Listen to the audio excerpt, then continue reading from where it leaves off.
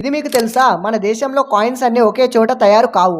ఇండియాలో 4 coin mints ఉన్నాయి. Mumbai mint అక్కడ తయారైన కాయిన్స్ మీద చిన్న డైమండ్ సింబల్ ఉంటుంది.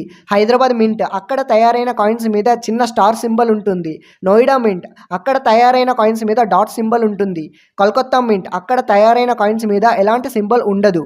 అంటే ఏ కాయిన్ ఎక్కడ మింట్ అయ్యిందో ఆ చిన్న గుర్తు ద్వారా తెలుస్తుంది. ఆదిమానవుడు మొదటిగా దాదాపు 2 లక్షల ఏళ్ల క్రితం ఆఫ్రికా ఖండంలో పుట్టాడు.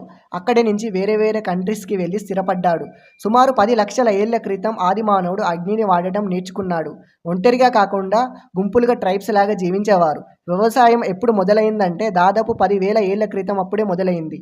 మనిషి పంటలు వేయడం అప్పుడే నేర్చుకున్నాడు. స్థిరమైన ఇళ్లల్లో ఉండటం మొదలుపెట్టాడు. అక్కడి నుంచి గ్రామాలు, పట్టణాలు, నాగరికతలు పుట్టుకొచ్చాయి. తెలుసా? రాజుల కాలంలో అంత పెద్ద కోటలు సిమెంట్ లేకుండా ఎలా కట్టారు అని.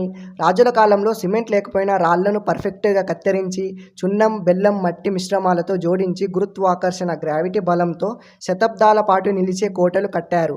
అందుకే గోల్కొండ కోట, చార్మినార్, హంపి గోడలు, చోళుల ఆలయాలు ఇవన్నీ సిమెంట్ లేకుండానే ఇప్పటికీ నిలబడుతున్నాయి. అవి కేవలం బలమైన నిర్మాణమే కాదు, మన పూర్వీకులు సైన్స్, ఆర్ట్ రెండు కలిపిన ఒక అద్భుతం.